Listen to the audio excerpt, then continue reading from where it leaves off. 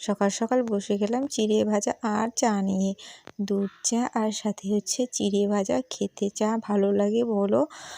আজকে আর বিস্কুট দিয়ে চা খেতে মন চাচ্ছিল না, মনটা চাচ্ছিল যে চিড়ে ভাজা দিয়ে খাই। বাবাকেও জিজ্ঞাসা করলাম, বাবা বললো যে চিড়ে ভাজা চা তো পুরো জমে যাবে, তার জন্য শাশুড় শ্বশুর আর বৌমার জন্য বানিয়ে নিলাম। দুই শ্বশুর বৌমা মিলে এখন জমিয়ে চিড়ে ভাজা খাওয়া হবে।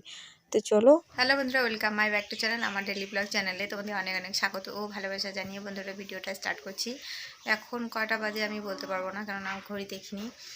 আর আজ প্রায় আমি 2 মাস পর আমি ভিডিও স্টার্ট করলাম। অনেকটাই নার্ভাস ফিল করছি। আগে কথা বলতে বলতে একটা অভ্যেসে পরিণত হয়ে গেছে, তো 2 মাস পর ভিডিও করছি, তার জন্য ভীষণ নার্ভাস ফিল মনে হচ্ছে। মোবাইলটাও ঠিকঠাক মতো ধরতে পারছি না, হাতটা প্রচণ্ড ব্যথা হয়ে যাচ্ছে। তো চলো, আজকে আমি সারাদিন কী করি না করি সমস্ত কিছু তোমাদের সাথে শেয়ার করার চেষ্টা করব। আর আমি 2 মাস কেন ভিডিও দিইনি সেটাও তোমাদের সাথে শেয়ার করব। চলো ভিডিওটা কন্টিনিউ দেখতে থাকো, আশা করি ভালো লাগবে। দেখো এখন অবধি বিছানা ওঠেনি, তো এখন বিছানা উঠবো। সকালে চা হয়ে গেছে খাওয়া। আর সকালবেলা আজকে রান্না করব না, হচ্ছে বাসি ভাত আছে, আমি ওটা খেয়ে নেবো। আর বাবাকে চিড়ে দিয়ে দুধ দিয়ে খেতে দেবো।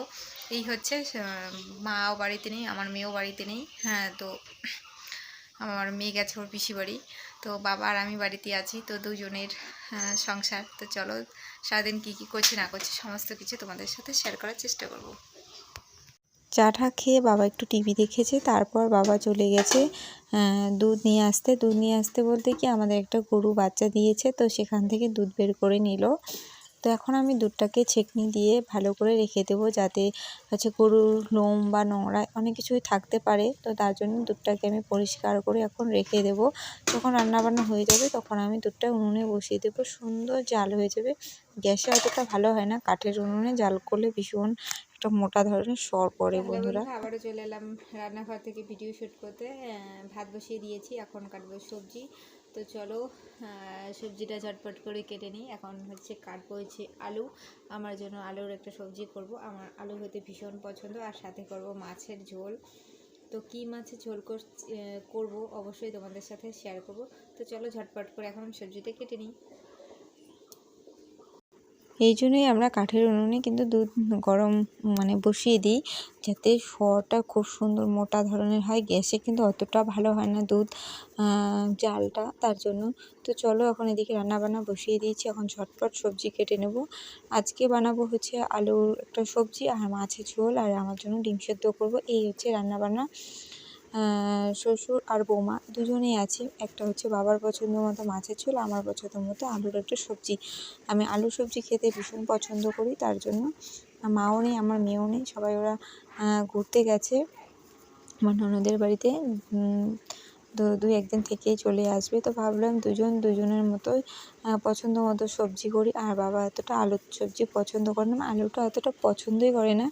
মাঝে মধ্যে একটু খায়, না খাওয়া বলা কথা নয়, খায়। আর আজকে একদম সকাল থেকে অঝরে বৃষ্টি হচ্ছে। আজ থেকে ভুল হবে, কালকে রাত্রি থেকেই প্রচণ্ড পরিমাণে বন্ধুরা বৃষ্টি হচ্ছে।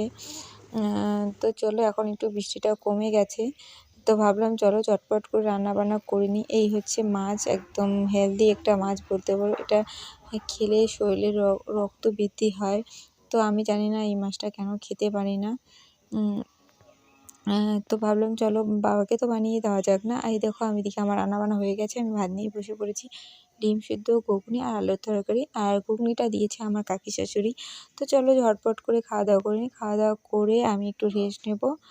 রেস্ট নিয়ে তারপর চলে যাব হচ্ছে চায়না ধানের বীজ উঠাতে।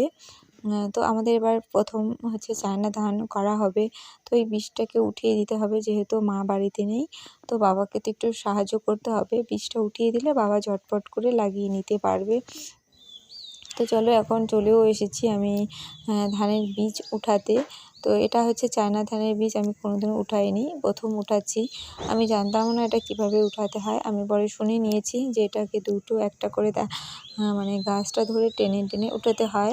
আর নর্মাল যে ধানের বীজ হয় সেরকম করে উঠানো যায় না, নাতে ছিঁড়ে যাবে, নরম হয়। তো তার জন্যই। আর আজ বন্ধুরা তোমাদের সাথে শেয়ার করব কেন আমি এতদিন ভিডিও তোমাদের সাথে ভিডিও দিইনি, আপলোড করিনি। তো জানি না বন্ধুরা, আমার ইউটিউবের প্রতি অনেকটাই দুর্বল হয়ে পড়েছি যে কোনো ভিউজ হয় না। সবার ভিডিও দেখতাম, কিন্তু আমি যে নিজে কোনো ভিডিও আপলোড করতে ইচ্ছে করতো না। 2টো ভিডিও আমার রেডি ছিল, অনেক ভিডিও রেডি ছিল। তার মধ্যে হচ্ছে জানি না কারণবশত কীভাবে যে আমার মোবাইল থেকে সমস্ত ভিডিও, ফটো সমস্ত কিছুই ডিলিট হয়ে যায়। তাই আমি তোমাদের সাথে এটাও এই জন্যও শেয়ার করিনি, আর ভিউজ পরিমাণ একদম কমে গেছে তার জন্য। তো চলো আজকে